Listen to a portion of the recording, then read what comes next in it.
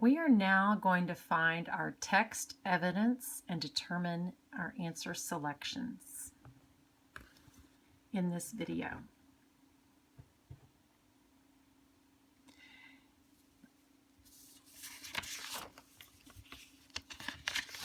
Okay.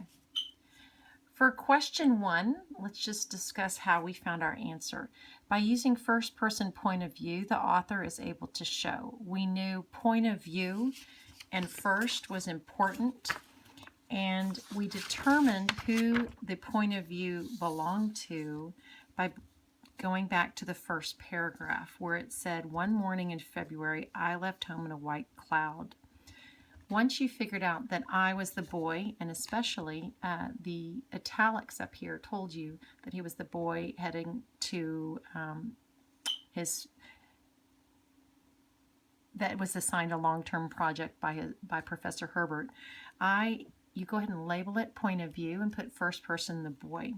One thing we know about first person is that it is unique.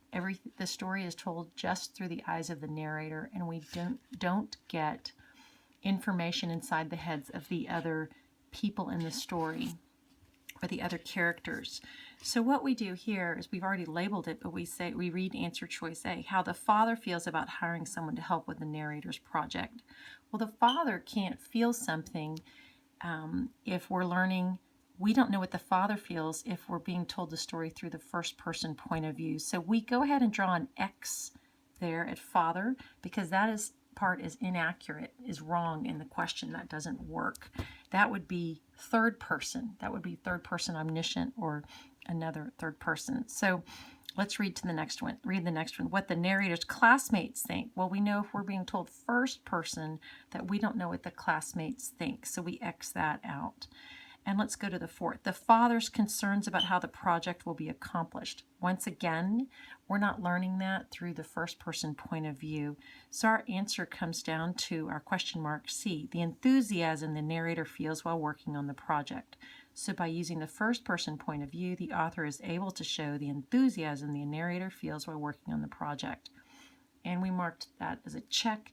That was correct. And so in our text, to show our text evidence, go ahead and put Q1. That's where you can determine who is the narrator, and from there we go on to our information about what first person point of view means. Okay, question number 2. Question number 2, read the following dictionary entry. So we went back to the bolded word survey. So which definition most closely matches the meaning of surveyed as it's used in paragraph 2? So we go to paragraph 2 and we go ahead and mark Q2 because we know our text evidence will come from this paragraph. That means question 2. So I have to ride a mule, but not one of my classmates lives in a prettier place, I thought as I surveyed my world.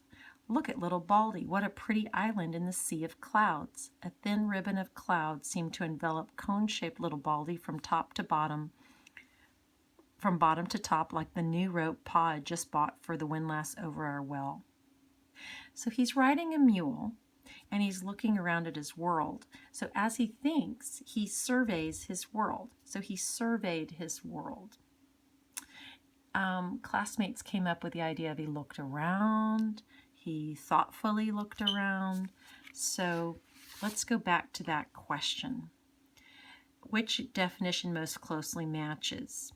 Using our context clues, we read the passage and determined a meaning before reading the answers. Now, definition 1, to collect data by asking questions.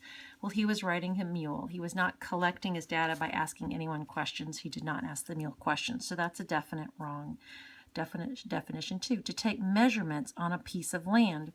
Well, he actually did not have his ruler. He's riding his mule and he's thinking about these things.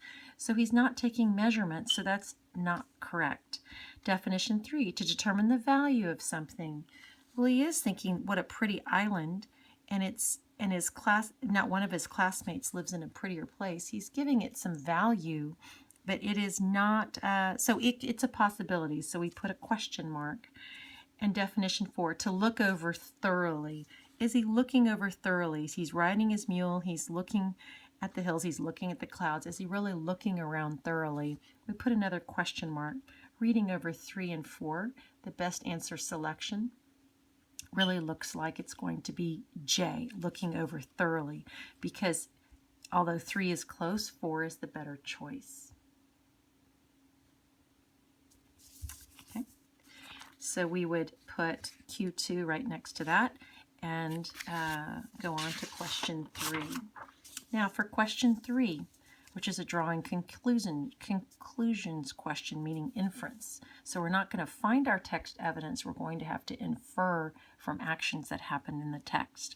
In paragraphs 7 through 10, why is the father's response to the narrator's plan important to the excerpt? So we must go to paragraphs 7 through 10. And in order to understand the question, even though we've read the story, we do need to read paragraphs 7 through 10.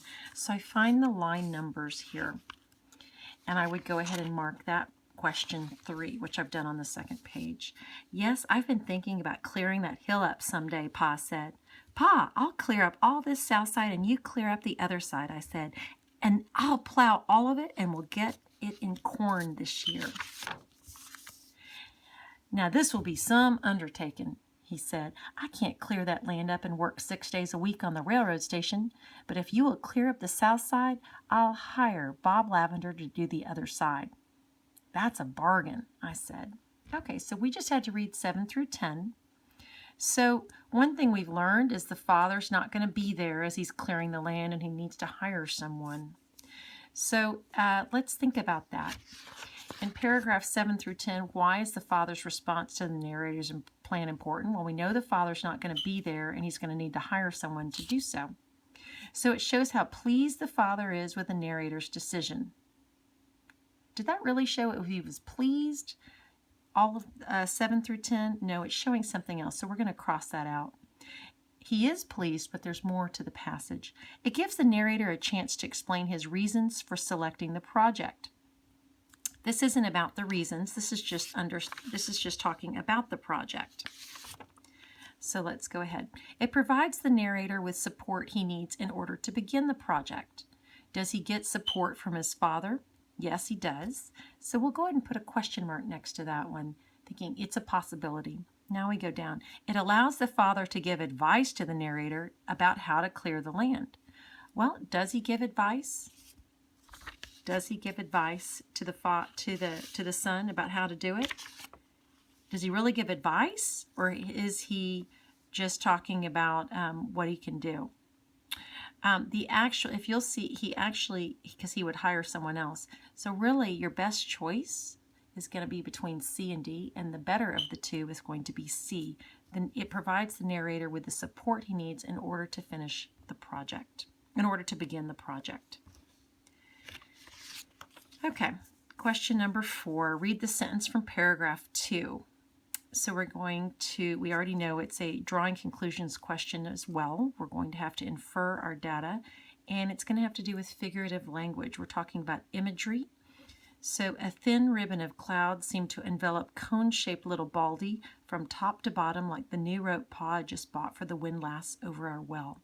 So we know imagery means painting a picture. So let's go back to this. We've read this, but we need to understand something about the imagery. The author uses imagery in this sentence most likely to show how.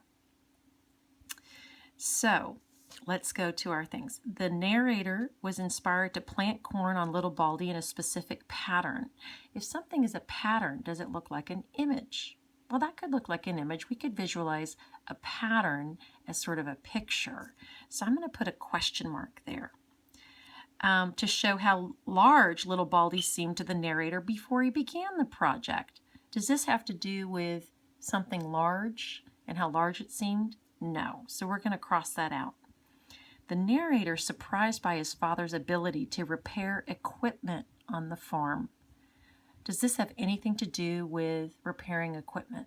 No. You could even X that right there. Has nothing to do with that, so that's just not a choice. And is most likely to show how proud the narrator thinks his father will be with the outcome of his project. Well, the narrator, it does seem like he might be proud, so let's put a question mark. But is it really about being proud, or is it about imagery? A thin ribbon of cloud, cone-shaped little Baldy, and we've got the specific pattern. To follow the imagery idea, our best answer choice is going to be F.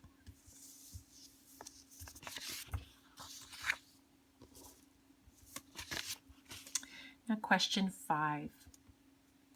Paragraphs 11 through 15 support the primary theme of the excerpt by emphasizing the narrator's diligence, satisfaction, sincerity, or modesty. So we go back to paragraphs 11 through 15. One thing I know, let's see, here we go, 11 through 15, and support the primary theme. So the theme right here. That night, we need to reread it in order to make sure we're understanding what it is. That night, while the wind was still and the broom sedge and leaves were dry, my father and I set fire all the way around the base. Next morning, little Baldy was a dark hill jutting high into February's cold, windy sky. Pa hired Bob Lavender to clear one portion, and I started working on the other. I worked early of mornings before I went to school. I hurried home and worked into the night. By middle March, I had my side cleared. Bob Lavender had finished his too. We burned the brush, and I was ready to start plowing. By April 15th, I had plowed all of little Baldy. If my father had known what I was up to, he might not have let me do it. But he was going early to work on the railway section, and he never got home until nearly dark. So when I laid little Baldy off to plant him in corn, I started at the bottom and went round and around this high cone-shaped hill like a corkscrew. I was 3 days reaching the top. Then, with a hand planter, I planted the corn on moonlit nights. So I'm thinking to myself, one thing I'm noticing is how much time is passing while he's doing his project. This is not a one-day project, but there's something about the idea of it's taking a while. So you've got that night by middle March, by April 15th, and then 3 days reaching the top. So one thing I know is there's got to be something about the hard work and planning involved in this kind of passage, and that would speak to the theme. So is this passage mostly about the satisfactions? We go back to the questions. No, this is not about just his happiness and joy and the satisfaction. This is about something else, his work. Is it about his sincerity? Is he talking to people and being sincere? No, it has nothing to do with that. Is he modest? Is he not bragging to people about his project? Well, no, in the passage, we just see him working. We don't see him talking about his project. So diligence, I found a lot of students may or may not know. It's a hard word, but I waited and put the question mark. Wasn't quite sure, but what I figured out is that it's not the others, and from all of this, I can tell it must mean hard work, using my context clues. So diligence would be the answer choice A. And once again, I put where I found my text evidence.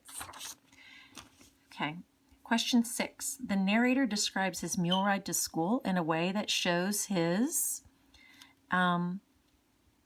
so we remember the story. He's riding to school, and what happens? Jealousy of his classmates? No, he's not jealous of his classmates. It doesn't show that, because instead he's thinking he's appreciative of what he has for the mountains and the view. Fondness for using his imagination. Does he use his imagination? Does he paint imagery in his head with his cone-shaped mountains? Yes, he does. So that's a possibility. So we're going to put a question mark there.